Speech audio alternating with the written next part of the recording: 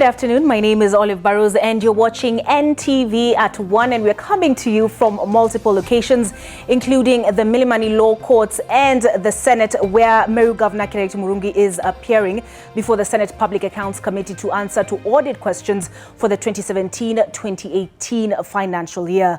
Murungi is on the spot for making payments outside the IFMIS system, buying goods and services without authorization, hiring staff outside the law, over deducting salaries of staff, authorizing trips without approvals and budgets, and other irregularities if that wasn't enough. The expenditures are said to have seen to the loss of public funds estimated at billions of shillings. He had earlier been taken to task by the committee to answer as to why some of his responses were signed by a chief of staff and not himself. Let's listen in. Treasury, and what is his ISPAC number? The head of Treasury is Charles Mwenda. And where is the other? Is it included in that Annex 9? Someone to help us. There are a lot of documents. So you have the name and the number, and hoping that is in good standing. No, Chair, the number is not there. In your annex, the number is not there. The number is there. On the first page, the stamp is covering the number, but on the next page, the stamp is not killing the number. The number is, where is it? I can't see it. It is 20191. You can see it on page 3. 20191. Yes. Yes. Okay. Joseph Chabari is not a member of the institute? No, it is Charles Mwenda. Well, I know the County Governments Act is not very prescriptive on qualifications, but it is generally felt that a chief officer of finance ought to be someone who comes from that domain.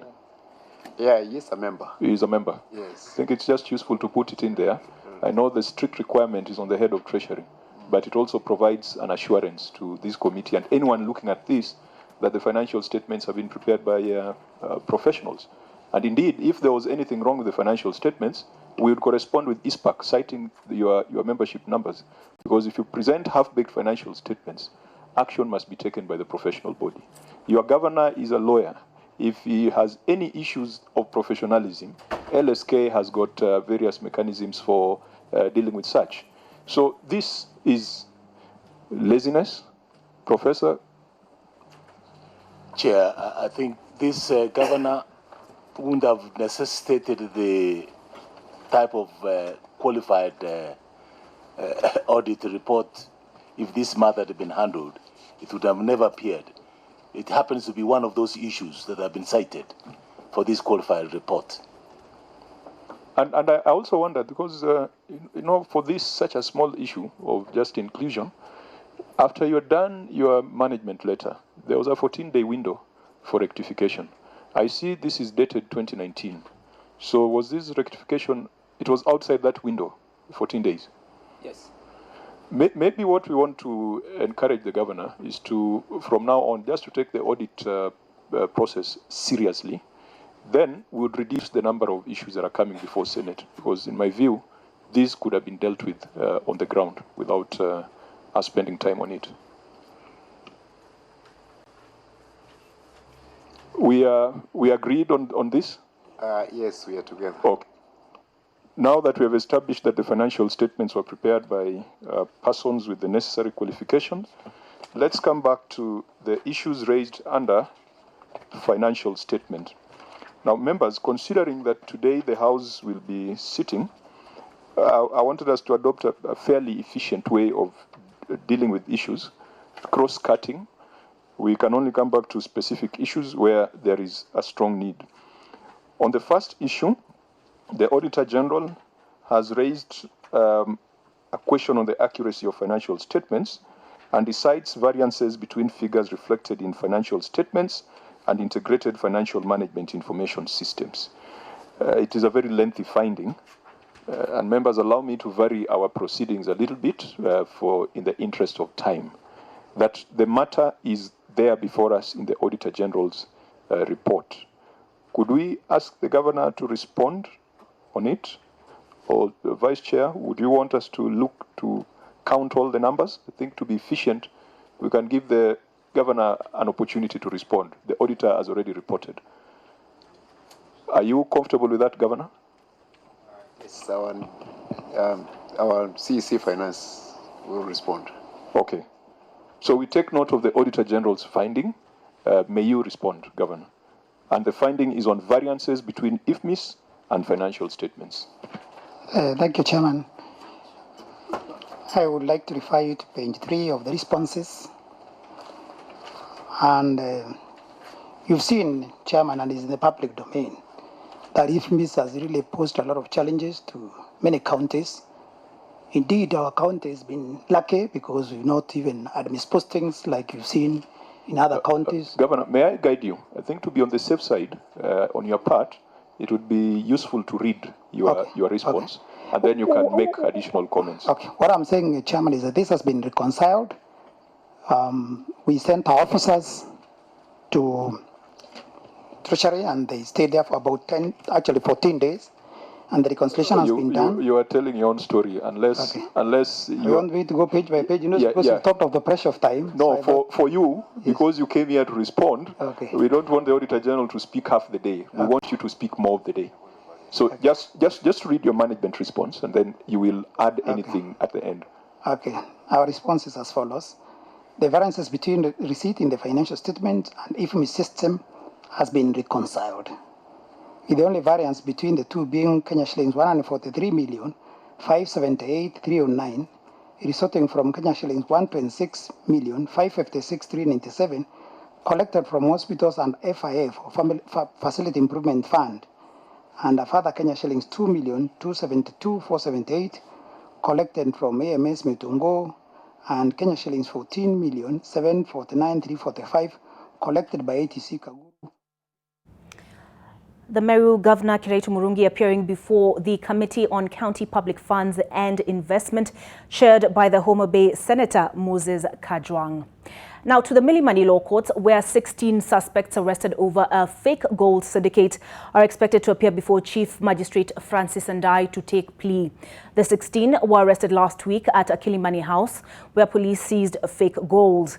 They're alleged to be working for one of the key suspects in the scam, and that is Jared Otieno. The court will determine whether the 16 will be released on bail and bond pending hearing and determination of their case. Mel Miendo is following that story for us, and here is the Milimani Law Courts.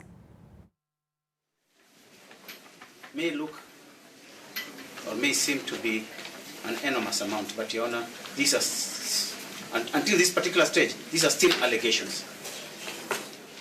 And the accused persons have denied this charge. And if we are to go by Article 49 of the Constitution, Your Honor, and ask that the terms be as reasonable as possible, this is why I would be asking that you consider giving them minimal cash bail. I've been able to talk to the second, third, and accused persons.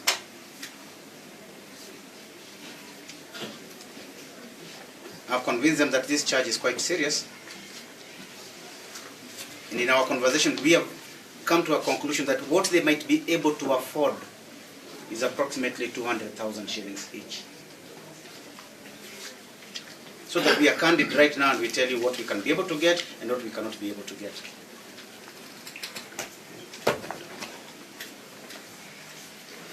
The 11th, 12th, 13th, and 15th accused persons.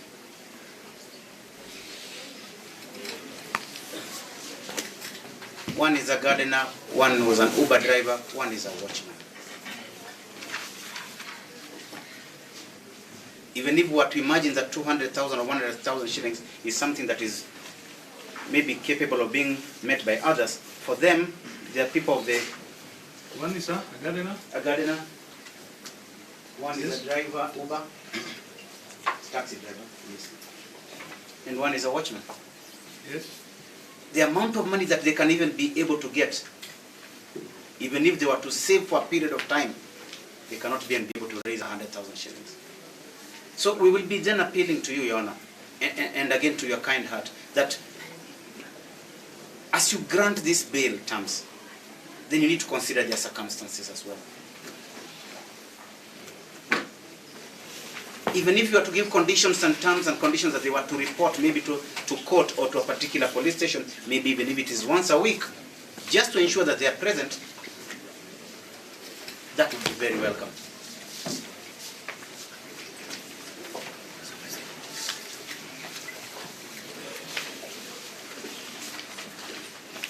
That is all I wish to say.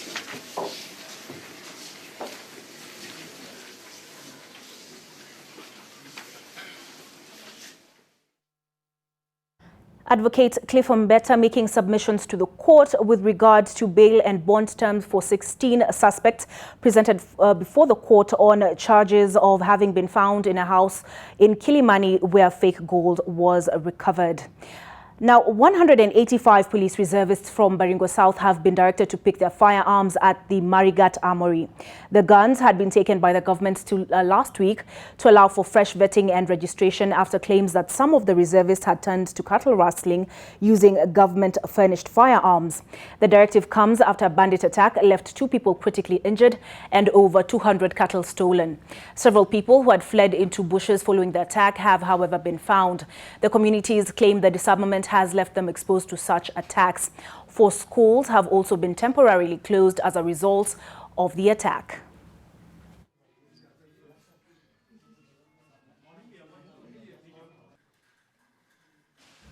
Back to county matters. Some Kiambu residents have flatly rejected the 16.5 billion supplementary budget currently being advocated for by Governor Ferdinand Waititu's administration, saying any implementation of the same will lead to an impeachment process.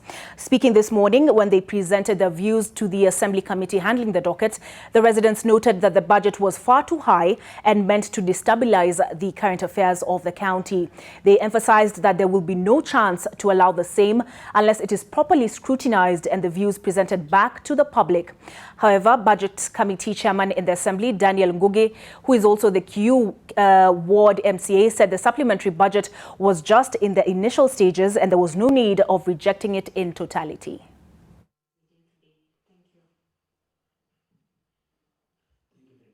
Please make it clear to the public outside there that this is a sham and we won't endorse a sham. Hii maneno impitishwa hapa ya supplementary budget hatuitaki.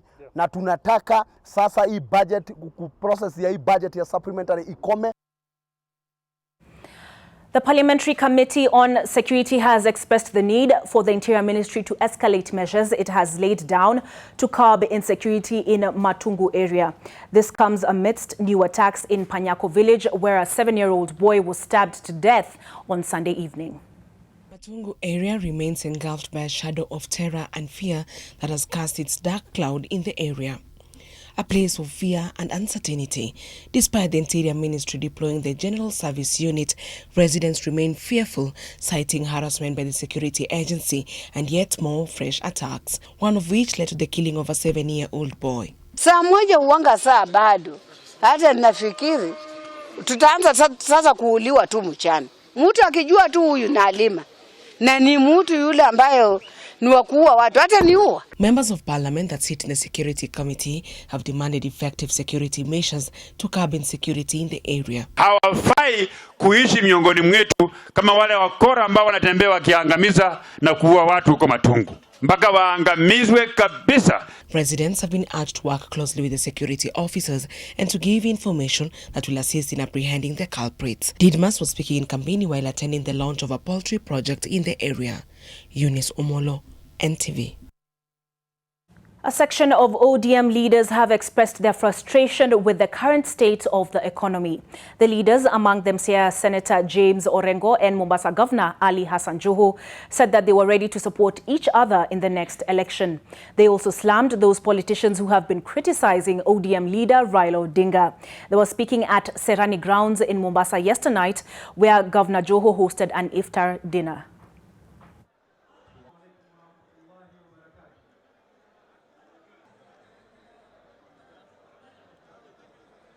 Kuna watu wanaamini ati wao wakimkejeli Raila Odinga is what will give them fame and popularity. Yani kitu kidogo wanamtafuta Raila Odinga na wengineo, mara dhahabu, mara sijui nini, mara ile. The point is this: hiyo ni wazi kwamba hawana agenda. 1, 2, sisi tumejipanga, and our focus sio watu wale.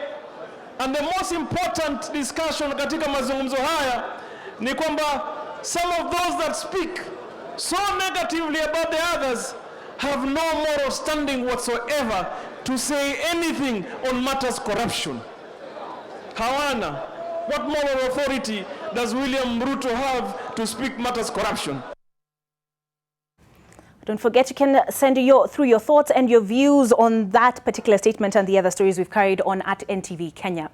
2 Cuban doctors have been reassigned to the Kerugoya hospital, which was in the limelight recently for poor standards affecting service delivery. Based on the report submitted by the Kenya Medical Practitioners and Dentists Board after the inspection of the facility, it emerged that the hospital was in need of more personnel to bridge the gaps in human resource. The Ministry of Health will deploy a family physician and a general surgeon. The county government of Kirinyaga has been asked to provide a fully furnished house, security and transport to and from work. The family physician will be required to be involved in the outreach program as per the agreement.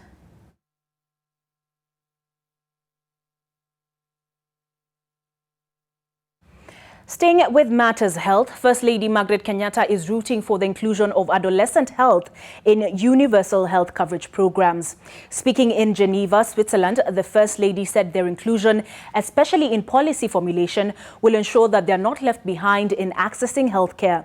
She noted that the continued classification of adolescents together with women and children in global and national health strategies makes many assumptions that fail to address the health needs of this critical segment of the world population. The First Lady spoke on the sidelines of the 72nd World Health Assembly at an event dubbed Adolescent Health, the Missing Population in Universal Health Coverage.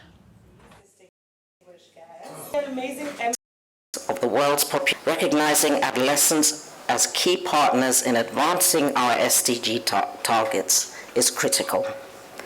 Yet for some time now, the health and development interests of young people has not captured meaningful attention at leadership and policy level. On to some business news. Fish farmers in Muranga County have raised concern over lack of quality and affordable feed, which they say is affecting fish productivity in the county. The farmers said they need subsidies because fish feed prices are too high due to tax on imported feed and high cost of raw materials for local-based factories. The farmers say the high cost of feed has resulted in high fish prices in the market, hence the reason for the increased fish imports from China as a 1.7 billion shilling industry. The country imports approximately 1,800 tons of fish every month. Local production is at 135,000 tons annually against a demand of 500,000 tons. Currently, there are 2,300 fish farmers in the county. Wengine hata tunauliza wanakuza kwa njia gani, kwa sababu hata bei zile wanauza sio bei zile tunatumia kukuza samaki wetu. Kwa hivyo tungeuliza serikali ipunguze bei ya chakula ili tuweze kushindana na Wachina. As a county government, I want to promise that the county government will be in to assist our farmers. And since we already have the production, the raw material through Makidi Farm, I promise our farmers in Muranga County and also the youth that we shall definitely ensure that we assist you as a county so that we can start serious fish farming in Muranga County. The Kenya Tea Development Agency is set to receive a 1 billion shilling loan from the International Finance Corporation to upgrade warehouses and logistics infrastructure. The loan is part of KTDA's 1.7 billion project to build a container yard on 6.7 acres at the Inland Container Depot in Embakasi. IFC says the project will improve integration of the logistics networks centered around the port of Mombasa and the standard gauge railway. We do warehousing of our farmers' teas, and we do clearing and forwarding in and outbound. We clear fertilizer, and the SGR has changed the dynamics of that business. Now the SGR terminates in Nairobi, and we have decided to take advantage of that development by setting up a logistics center here in Nairobi. National Cement is set to purchase the Kenyan operations of Athi River Agreement for the acquisition of all cement and non-cement assets and business of ARM Cement in Kenya. That is a lot of cement. PricewaterhouseCoopers are the joint administrators. Trading of ARM Cement's shares was suspended soon after the company was placed under administration. ARM Cement and its subsidiaries currently have operations in Kenya, Tanzania and Rwanda, but the proposed sale only relates to its Kenyan operations.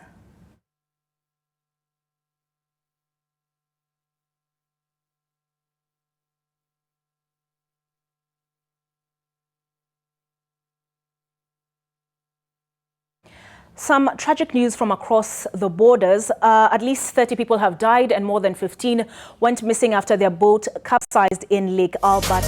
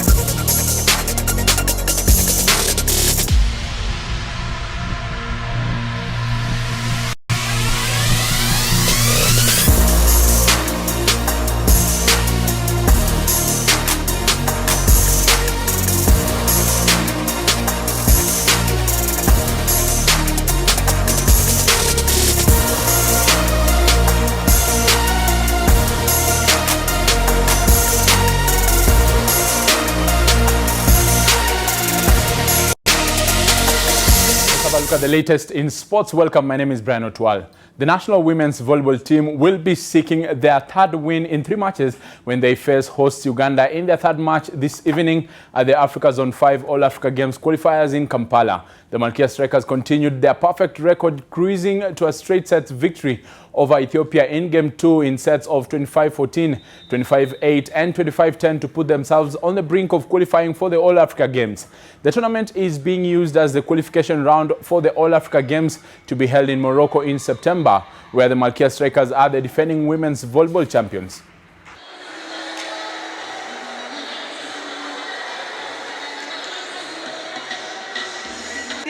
First of all, I want to thank God so much for the victory. And also I want to thank my team for working hard. It was a tough game, but we did our best. And 36 players scouted from the recently concluded Chapadimba